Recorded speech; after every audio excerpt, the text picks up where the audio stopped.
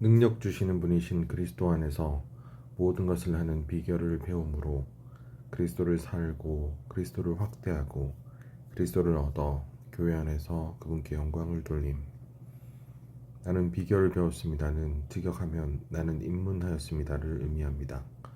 빌립보서 4장 12절에서 이 은유는 어떤 사람이 비밀단체에 입문하여 그 단체의 기본적인 원칙을 배운 것을 가리킵니다.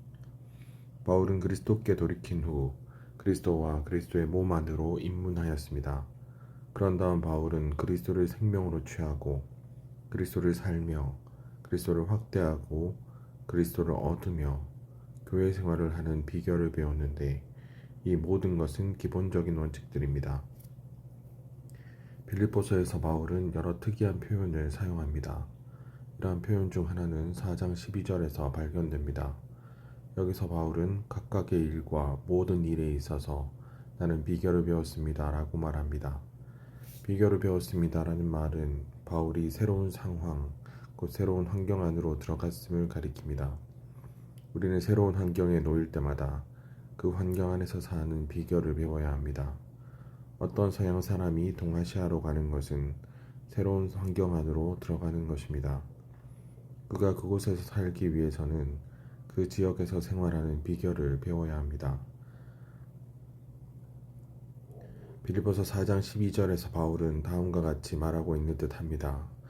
나는 모든 것에서 비결을 배워 궁핍한 상황에 있을 줄도 알고 풍부한 상황에 있을 줄도 압니다. 나는 일종의 비밀한 지식을 전수받았습니다. 바울이 배운 비결은 무엇입니까? 바울은 특별한 비결을 배웠기 때문에 그가 부유하든지 가난하든지 배부르든지 배고프든지 어떤 상황에든 대처할 수 있었습니다. 이 비결은 4장 13절에 있습니다. 나에게 능력 주시는 분 안에서 나는 모든 것을 할 수 있습니다. 이 비결은 그리스도께서 우리 안에서 계시는 것이 아니라 우리가 그분 안에 있는 것입니다. 우리 중 대부분은 우리가 그리스도 안에 있다는 사실을 어떻게 적용해야 할지 모릅니다. 자동차를 타고 집회에 가는 것을 예로 들어 봅시다. 집회에 갈 때 나의 비결은 다만 자동차 안에서 다른 사람이 운전하게 하는 것입니다.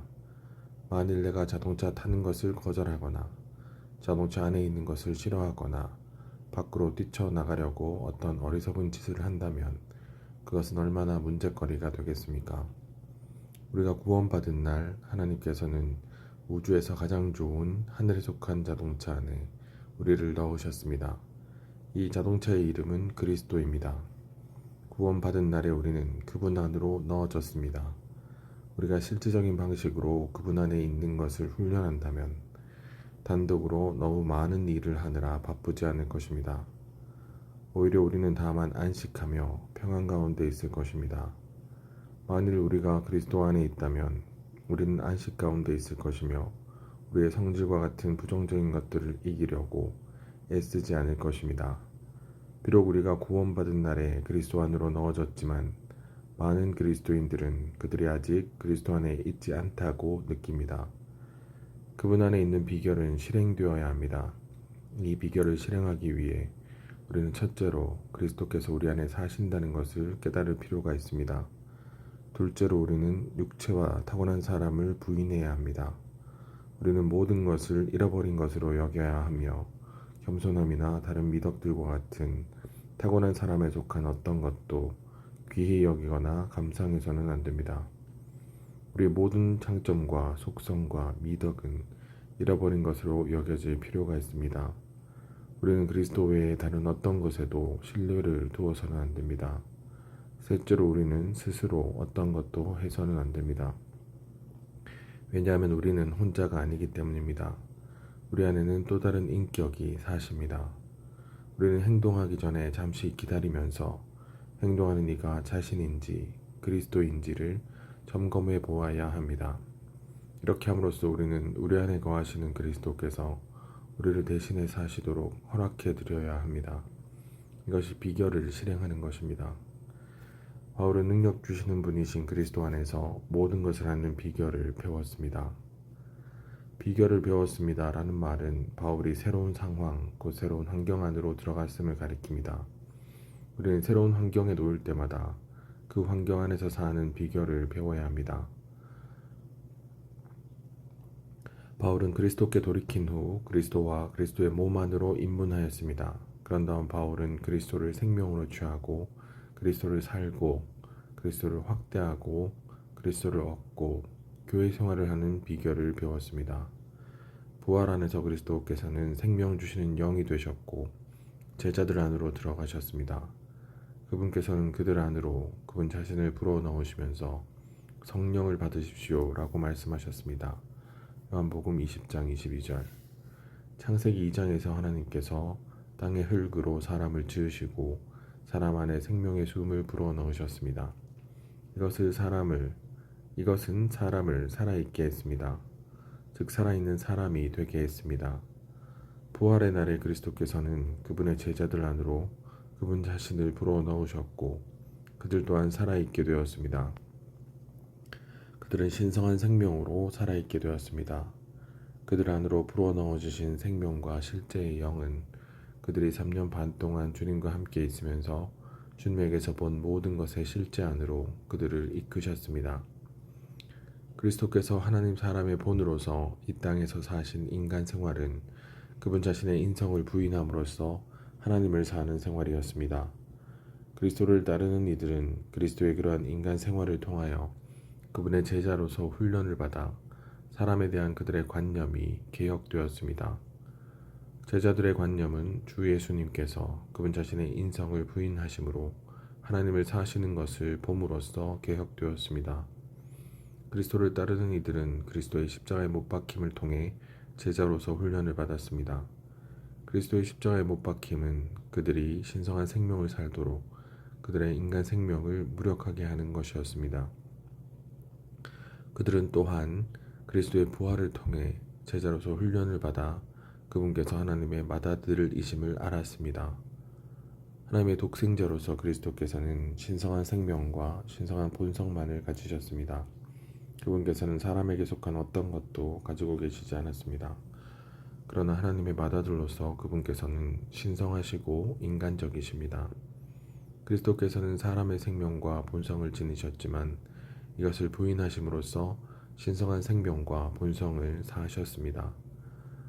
그분의 이러한 신성하고 비밀한 생활이 3년 반 동안 그분을 따르던 모든 이들을 제자로서 훈련시켰습니다. 또한 그리스도를 따르는 이들은 제자로서 훈련받아 생명 주시는 영이신 그리스도를 알았습니다. 그리스도의 부활은 하나님의 번성과 증가인 하나님의 많은 아들들을 산출하기 위한 것입니다. 우리가 충분한 기도로 이 교통을 깊이 생각하면서 우리 안에 계신 그 영께 열어드린다면 우리는 제자로서 훈련받을 것입니다. 제자로서 훈련받은 이들만이 활력그룹의 구성원들입니다. 그들은 제자로서 훈련받아 활력화되었습니다. 제자는 자신의 인간 생명 안에서 신성한 생명을 사는 사람입니다. 사역이 활력적인가는 사람이 인간 생활에서 신성한 생명을 사는가에 달려 있습니다. 그렇다면 이 사람이 말하는 것은 십자가에 못 박힌 인간 생명에서 나온 신성한 것입니다. 우리는 신성한 어떤 것을 해방하기 위해 자신의 인간 생명을 부인해야 합니다. 이것이 우리가 활력화되기 위한 주된 요인입니다. 그리스도께서는 우리에게 생명이실 뿐 아니라 본이십니다. 우리는 그분에게서 배우는데 이 배움은 그분의 본에 따른 것이며 우리의 타고난 생명이 아닌 우리의 생명이신 그분에 의해 이루어집니다. 신약에 따르면 주 예수님께서는 우리 안에 생명으로 바로 오지 않으셨습니다. 오히려 그분이 이 땅에서 30년을 사셨고 또 3년 반 동안 사역하셨습니다. 33년 반을 이 땅에서 사시는 동안 그분께서는 하나의 본, 즉 일종의 틀 또는 모형을 세우셨습니다. 이것은 중대한 의미를 지닙니다. 사복음서가 쓰인 이유 중 하나는 하나님께서 원하시는 삶의 본, 즉 하나님을 만족시키며 그분의 목적을 완수할 수 있는 삶의 모형을 보여주려는 것입니다. 이런 이유로 신약은 유일무이한 전기, 곧 네 가지 관점에서 쓰인 주 예수님의 전기를 제시합니다. 주 예수님께서는 사복음서에 계시된 본을 세우신 후 십자가에서 죽으셨고 부활 안으로 들어가셨습니다. 이 부활 안에서 그분께서는 우리의 생명이 되시기 위해 우리 안으로 들어오셨습니다. 믿는 이들은 비결을 배우고 있는 제자들, 곧 배우는 이들입니다. 여기서 비결을 배운다는 것은 믿는 이들이 실제 영께서 사복음서에 기록되어 있는 예수님의 삶의 실제 상태의 모든 실제 안으로 그들을 안내하시도록 허락해 드림으로써 예수님 안에 있는 실제대로 그리스도를 배우는 것입니다. 사복음서에서 예수님께서는 모든 것을 하나님 안에서 하나님과 함께 하나님을 위해 하셨습니다. 하나님께서 그분의 생활 안에 계셨고 그분은 하나님과 하나이셨습니다. 그리스도께서 하나님 사람의 본으로서 이 땅에서 사신 인간 생활은 그분 자신의 인성을 부인함으로써 하나님을 사는 생활이었습니다. 그리스도를 따르는 이들은 그리스도의 그러한 인간 생활을 통하여 그분의 제자로서 훈련을 받아 사람에 대한 그들의 관념이 개혁되었습니다. 그리스도께서는 그분 자신의 인성을 부인하심으로써 하나님을 사셨기 때문에 고난을 받으심으로써 순종을 배우셨고 순종하셔서 죽기까지 하셨으며 심지어 십자가에서 죽으셨습니다. 히브리서 5장 8절, 빌립보서 2장 8절. 우리는 우리의 타고난 생명이 아니라 순종의 생명인 부활 안에 있는 그리스도의 생명에 의해 그리스도의 본에 따라 그리스도를 배웁니다. 제자는 자신의 인간 생명 안에서 신성한 생명을 사는 사람입니다. 나는 회복 안에서 18년 동안 왔지만 네 형제님이 어떻게 행동하는지를 보았습니다. 내가 네 형제님에게서 본 모든 것이 나를 제자로서 훈련시켜주는 것이 되었습니다. 주님의 제자들, 곧 주님께 배우는 이들인 우리는 계속 하나님의 은혜이신 그분의 훈련 아래 있습니다. 하나님의 은혜는 또한 우리 구주 하나님의 인자와 사람에 대한 사랑으로서 우리에게 나타났습니다. 이 은혜가 우리를 훈련시킴으로써 경건하지 않은 것과 세상적인 욕망을 거절하게 하고 현 시대에서 신중하고 의롭고 경건하게 살게 하며 복된 소망, 곧 우리의 크신 하나님이시요 구주이신 예수 그리스도의 영광이 나타나는 것을 기다리게 합니다. 디도서 3장 4절, 2장 11절에서 13절.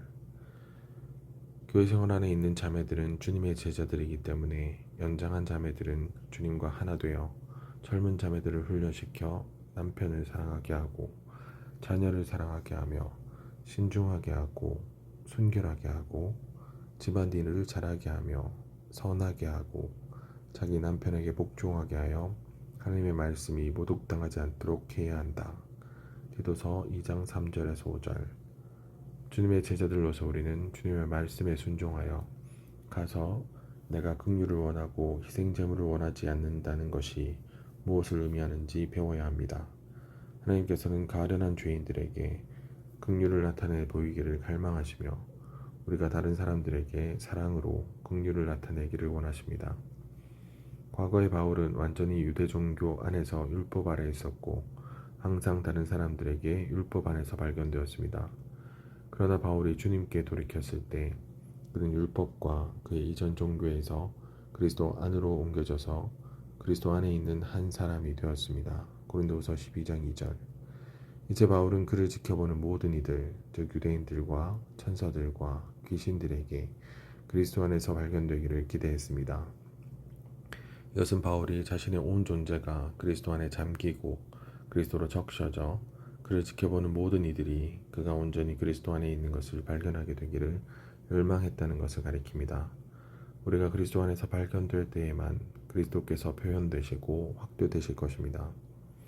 그리스도께서는 믿는 이들이 능력 주시는 분 안에서 모든 것을 할 수 있도록 하시려고 그들 안에 사십니다. 그리스도에 의해 능력을 받는 것은 안에서부터 역동적이 되는 것입니다.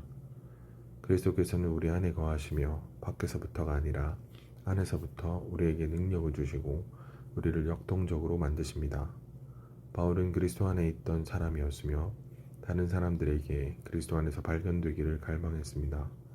빌립보서 4장 13절에서 그는 그리스도 곧 자신에게 능력 주시는 분 안에서 모든 것을 할 수 있다고 선포했습니다. 이 말은 그가 그리스도를 체험한 것에 관한 모든 것을 포함한 결론의 말입니다. 이 말은 요한복음 15장 5절에서 우리와 주님의 유기적인 관계에 관한 주님의 말씀인 나를 떠나서는 여러분이 아무것도 할 수 없기 때문입니다를 반대로 표현한 것입니다. 우리가 그리스도를 소유하고 그분 안에 있는 한 그분 안에서 모든 것을 할 수 있습니다. 빌립보서 3장에서 바울은 그리스도를 얻고 그분 안에서 발견되기 위해 그분을 추구한다고 증언했습니다. 이제 4장 13절에서 바울은 자신이 그분 안에 있다고 말합니다. 바울은 자신에게 능력 주시는 분인 그리스도 안에서 모든 것을 할 수 있었습니다. 그리스도께서는 그의 풍족함의 비결이셨습니다. 그분 안에 있음으로써 바울은 그분 안에서 모든 것을 할 수 있었습니다. 빌립보서 4장 13절의 모든 것은 12절에 언급된 것들과 8절에 열거된 미덕들을 가리킵니다. 그리스도께서 능력을 주심으로 말미암아 우리는 만족하는 삶을 살 수 있고 참되고 장중하며 의롭고 순수하며 사랑스럽고 평판이 좋을 수 있습니다. 이것은 우리가 그리스도 안에 있는 사람들이며 그분께서 우리에게 능력을 주셔서 우리가 모든 미덕을 살아 나타내게 하신다는 것을 의미합니다. 이것이 그리스도를 사는 것이며 그리스도의 미덕들 안에서 그리스도를 확대하는 것입니다. 우리는 능력 주시는 분이신 그리스도에 대해 바울이 한 말이 특별히 우리가 우리의 인간 미덕이 되시는 그리스도를 삶으로써 무한히 위대하신 그리스도를 확대하도록 그리스도께서 우리에게 능력을 주시는 것에 적용된다는 것을 깨달아야 합니다. 하나님은 사람을 그분의 형상대로 즉 사랑과 빛과 거룩함과 의라는 그분의 속성대로 창조하셨습니다. 6가지 항목, 즉 무슨 일에든지 참되며 무슨 일에든지 장중하며 무슨 일에든지 의로우며 무슨 일에든지 순수하며 무슨 일에든지 사랑스러우며 무슨 일에든지 평판이 좋은 것은 사랑과 빛과 거룩함과 의라는 이 4가지 신성한 속성에 속한 것입니다. 이것이 바로 참된 미덕인데 왜냐하면 그것이 그리스도의 표현이기 때문입니다. 이 모든 미덕들을 지닌 삶을 사는 것은 그리스도인의 일을 하는 것보다 훨씬 더 어렵습니다.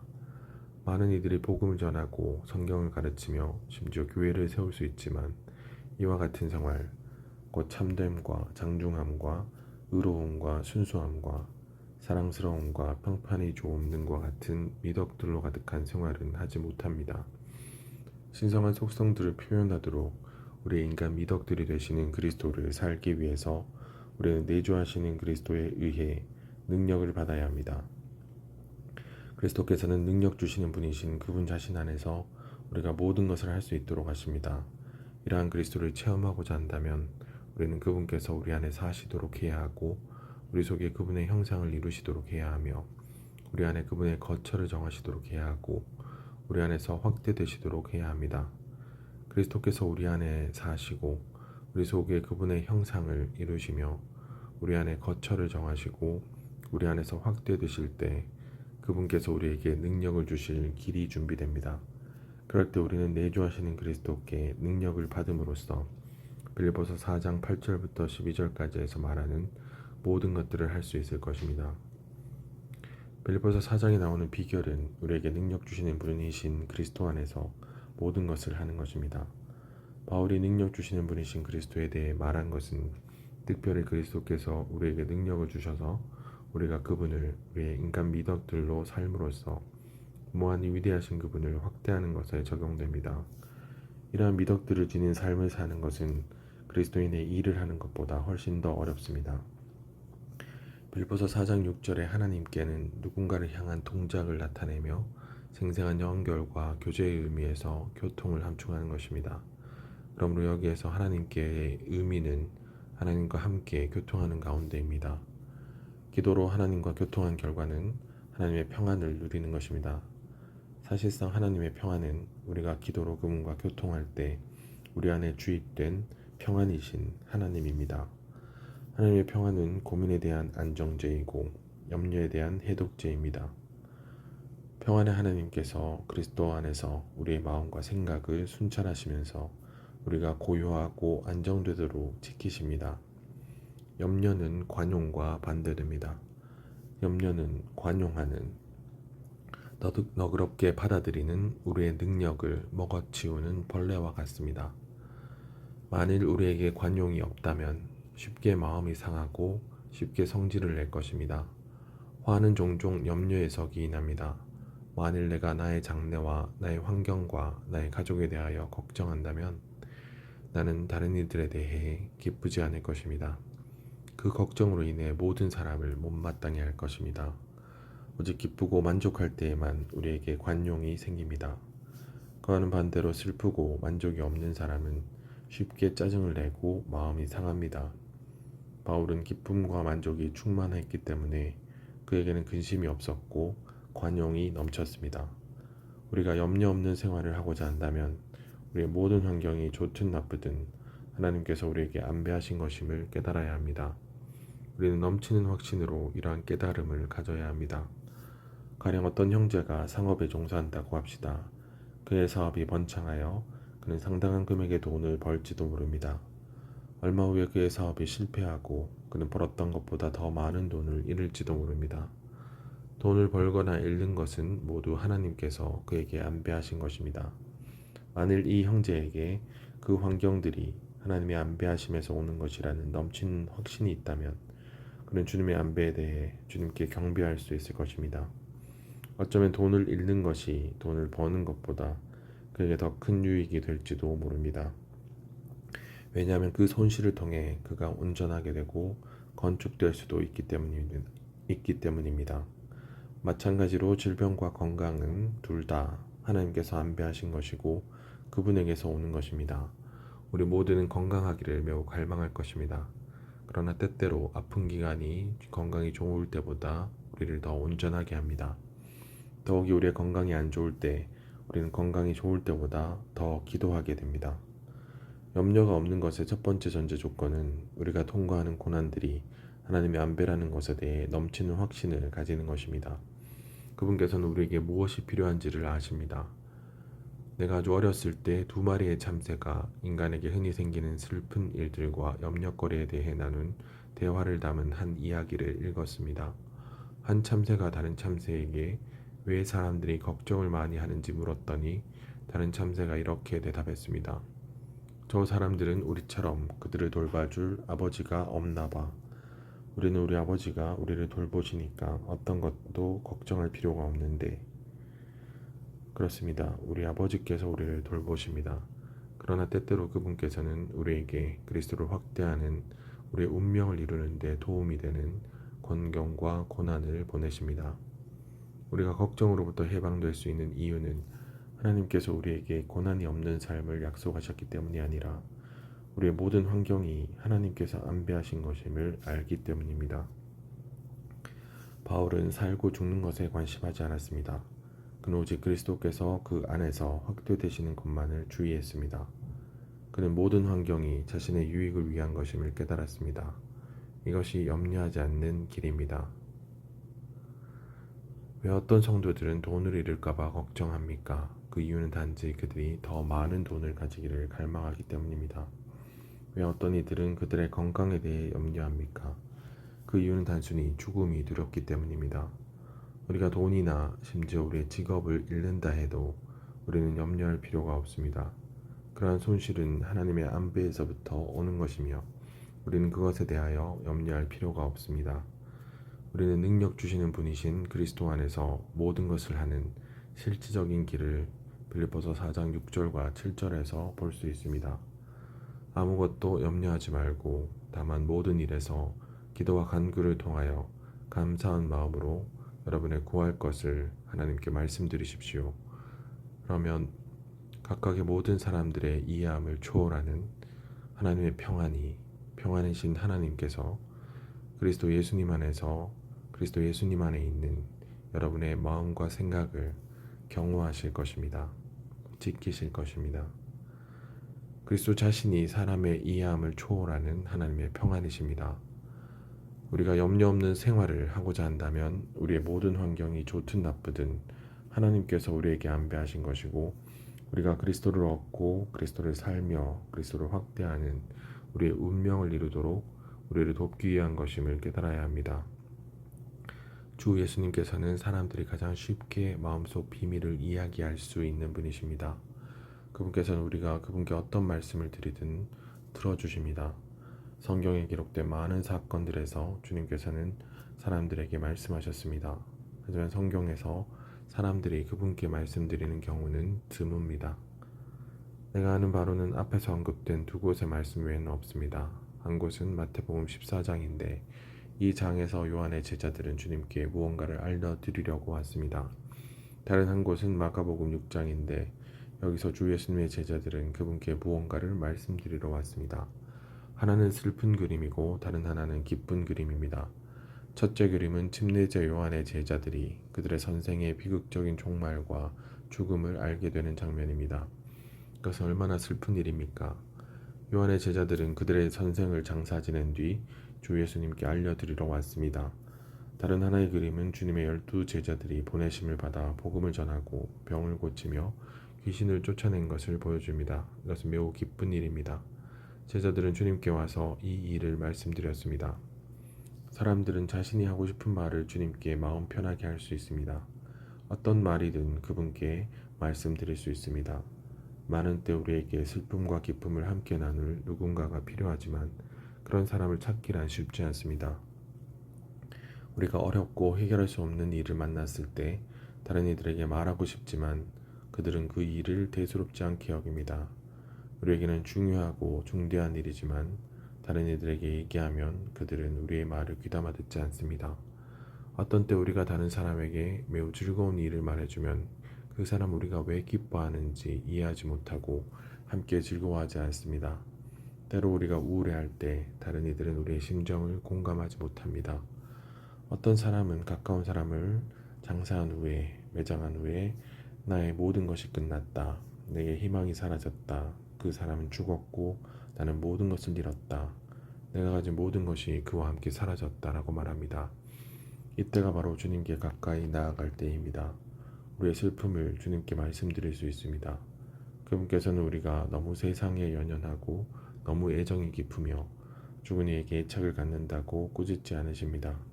그분께서 우리의 감정을 아시고 우리의 마음을 동정하십니다. 어떤 사람은 아직 부모나 아내나 형제나 친척을 잃는 슬픔을 한 번도 겪은 적이 없을지도 모릅니다. 그렇지만 무언가를 잃으면 그는 주변의 모든 것이 향기를 잃었다고 느끼고 그 상태에서 헤어나지 못합니다. 이와 같은 때 우리는 요한의 제자들처럼 죽은 이를 묻고 주님께 가서 말씀드려야 합니다. 우리는 주님과 충분히 대화하고 우리의 마음을 주님께 쏟아부을 때 주님과의 친밀함이 한 단계 더 발전하고 주님을 조금 더 알게 된다는 것을 깨달아야 합니다. 이러한 시간에 주님을 친밀하게 접촉하는 것이 주님과 통상적인 교통을 가지는 것보다 수백 배 더 낫습니다. 이러한 접촉들로 말미암아 우리는 생명이 자라게 됩니다. 우리는 우리의 문제들을 주님께 가져가서 말씀드려야 합니다. 그분께서는 우리를 위로하시고 도우실 수 있습니다. 어떤 사람이 주님 앞에서 한 번도 눈물을 흘려본 일이 없고 자신의 기쁨이나 슬픔을 주님과 한 번도 나누어 본 적이 없으며 자신의 사적인 일들에 관해 주님과 한 번도 대화해 본 적이 없다면 그는 주님과 한 번도 친밀한 교통을 가져본 적이 없고 주님을 전혀 깊이 안 적도 없는 것입니다. 그래서 우리가 다른 사람의 기도와 도움을 청할 필요가 없다는 말이 아니라 우리가 오직 주님께 모든 것을 말씀드리는 것을 통해서만 비로소 주님께 더 가까이 이끌릴 수 있음을 말하는 것입니다. 우리가 주님께 무엇을 말씀드리든 그분은 기꺼이 들으십니다. 주님께서는 우리 문제들 하나하나에 대해 동정하십니다. 그분께서는 우리 모두의 일에 관심하십니다. 그분의 마음속에는 다른 이들의 일이 아니라 오직 우리의 일만이 있는 것 같습니다. 그분께서는 우리의 모든 슬픔을 짊어지십니다. 우리의 주님께서는 우리가 염려하는 모든 것을 기꺼이 짊어지고자 하시며 우리가 하는 말에 기쁘게 귀 기울이십니다. 능력 주시는 분이신 그리스도 안에서 모든 것을 하는 비결을 배우는 것은 기도하면서 예수님과 교통하는 것입니다. 이 예수님께서 우리의 왕, 우리의 주님, 우리의 머리, 우리의 남편이십니다. 찬송가 568장. 하나님을 접촉하는 기도는 마음에서부터 진심으로 하는 말로 이루어집니다. 우리는 슬프고 우울하고 낙심되는 상황에 있을지 모르지만 우리의 문제들을 주님께 가져가 그것들에 대해 주님께 말씀드려야 합니다. 그분께서는 가장 잘 들어주는 분이십니다. 그분께서는 우리의 감정을 아시고 우리의 마음을 동정하십니다. 그분께서는 우리를 위로하시고 도우실 수 있습니다. 주님께서는 우리 문제들 하나하나에 대해 동정하십니다. 우리의 주님은 우리가 염려하는 모든 것을 기꺼이 짊어지고자 하시며 우리가 하는 말에 기쁘게 귀 기울이십니다. 살아있는 생명수이신 그분을 누리려면 우리는 우리의 영적인 반석이신 그분께 말해야 합니다. 주님께서 우리가 금전의 손실을 보는 것을 주권적으로 허락하실 수도 있습니다. 그러나 금전이 남김없이 사라져도 하나님께서는 여전히 여기에 계십니다. 우리는 하나님께 불평할지 모르지만 우리의 불평이 가장 좋은 기도, 하나님을 가장 기쁘시게 하는 기도가 될 수 있습니다. 우리가 불평하는 동안 하나님께서는 즐거워하시는데 그것은 우리가 그분의 아들의 형상과 같은 형상을 이루도록 그분께서 모든 것이 협력하여 선이 이루어지게 하고 계시기 때문입니다. 시편 102편 7절은 깨어 밤을 지새우니 지붕 위에 외로운 참새 같습니다 라고 말합니다. 여기에 지붕은 유대인 가옥의 평평한 옥상을 가리킵니다. 사람들은 자주 지붕에 가서 기도하곤 했습니다.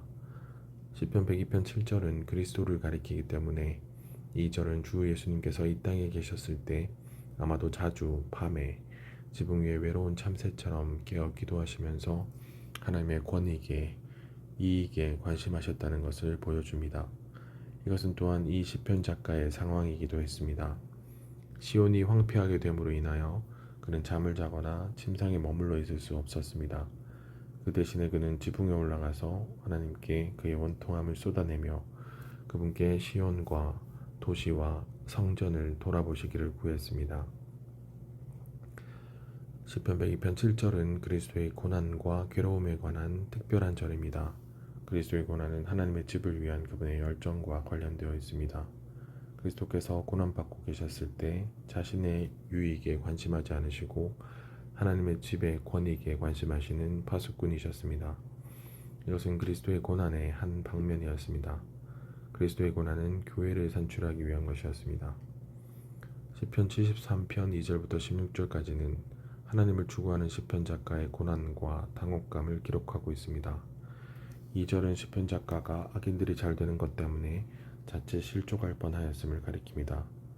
경건하고 하나님을 추구하는 이 사람은 고난받고 있었습니다. 그런데 그가 다른 사람들에게 그의 상황을 말했더라면 그들은 실족하며 율법을 지키는 이들은 모두 잘 되리라고 말했을 것입니다. 시편 1편. 그러나 여기에 율법을 지켰지만 전혀 잘 되지 않은 한 사람이 있습니다. 시편 73편 16절에서 시편 작가는 그가 당혹해했음을 말합니다. 제가 이 일을 이해하려고 깊이 생각할 때 그것이 제가 보기에 괴로운 일이었으나 이것은 무거운 말입니다. 시편 작가가 그 상황을 고려하면 할수록 그는 더욱더 괴롭고 당혹스러웠습니다. 시편 작가는 그 해답을 하나님의 성소 안에서 얻었습니다. 오늘 하나님의 성소는 어디에 있습니까? 먼저 하나님의 성소, 곧 그분의 처소는 우리의 영 안에 있으며 또한 하나님의 성소는 교회입니다. 그러므로 하나님의 성소 안으로 들어가려면 우리의 영으로 돌이켜야 하고 교회 집회에 가야 합니다. 일단 우리가 성소 안에 곧 영과 교회 안에 있다면 우리는 악인들의 상황에 대한 또 다른 관점, 그 특별한 인식을 가지게 됩니다. 하늘에 주님 외에 누가 제게 있겠습니까? 땅에서도 주님 외에 바랄 것 없습니다. 시편 73편 25절. 이 절은 하나님을 순수하게 추구하는 이가 하나님을 하늘에서는 자신의 유일한 소유로 땅에서는 자신이 바라는 유일한 대상으로 삼으려 한다는 것을 계시합니다. 하나님께서는 시편 작가의 유일한 목표이셨습니다. 시편 작가는 하나님 자신과 하나님을 얻는 것 외에는 아무것도 관심하지 않았습니다. 마찬가지로 바울은 그가 그리스도를 얻기 위해 모든 것을 배설물로 여긴다고 말했습니다. 시편 73편은 이러한 말씀으로 끝맺습니다. 제 육체와 마음은 쇠약해도 하나님께서 제 마음의 반석이시며 제 영원한 몫이십니다. 26절. 여기서 우리는 시편 작가가 그의 고난과 악인들이 잘 되는 것에 관해 했던 질문의 해답을 봅니다. 하나님께 관심을 두지 않는 사람이 많은 것을 얻고 모든 일에서 잘 되는 것처럼 보일 수 있습니다. 그러나 하나님께 관심을 두는 사람은 하나님께서 제한하시며 심지어 많은 것들을 벗겨내실 것입니다. 시편 102편의 제목은 고통당하는 사람이 지칠 대로 지쳐 여호와 앞에 하소연하는 기도입니다. 우리는 하나님께 불평할지 모르지만 우리의 불평이 가장 좋은 기도, 하나님을 가장 기쁘시게 하는 기도가 될 수 있습니다. 우리가 불평하는 동안 하나님께서는 즐거워하시는데 이것은 우리가 그분의 아들의 형상과 같은 형상을 이루도록 그분께서 모든 것이 협력하여 선이 이루어지게 하고 계시기 때문입니다. 시편 73편은 추구하는 시편 작가의 진실한 기도를 기록한 것입니다. 이 시편 작가는 자신은 고난받는데 악인들은 잘 되는 것 때문에 자칫 실족할 뻔했습니다. 그는 자신의 마음을 순수하게 한 것이 헛되었다고 생각했는데 그 이유는 물질적으로 잘 되는 것을 누리지 못하고 온종일 재앙을 당하며 아침마다 징벌을 받았기 때문입니다. 시편 작가는 악인들이 잘 되는 것에 관해서 느꼈던 당혹감에 대한 해답을 하나님의 성소 안에서 얻었습니다. 먼저 하나님의 성소, 그분의 처소는 우리의 영 안에 있으며 또한 하나님의 성소는 교회입니다. 그러므로 하나님의 성소 안으로 들어가려면 우리는 우리의 영으로 돌이켜야 하며 교회 집회와 사역 집회에 가야 합니다. 우리의 영 안에서 그리고 교회 안에서 우리는 신성한 계시를 받고 우리의 모든 문제에 대한 해답을 얻게 됩니다. 주님을 추구하는 이는 주님과 정직하게 대화하고 하나님의 성소 안에 들어감으로써 결국 주님의 빛비춤을 받아 주님께 이렇게 말씀드릴 수 있게 되었습니다. 하늘에 주님 외에 누가 제게 있겠습니까? 땅에서도 주님 외에 바랄 것 없습니다. 제 육체와 마음은 쇠약해도 하나님은 제 마음의 반석이시며 제 영원한 몫이십니다. 시편 73편 25절 26절. 하나님께서 그분을 추구하는 이들에 대해 가지고 계신 의도는 그들이 그리스도 안에서 모든 것을 발견하고 그리스도에 대한 절대적인 누림에서 빗나가지 않도록 하는 것입니다. 하나님께서 그분의 경륜 안에서 가지고 계신 궁극적인 갈망은 우리가 그리스도를 살고 그리스도를 확대하며 그리스도를 얻어 교회 안에서 그분께 영광을 돌리도록 하는 것입니다.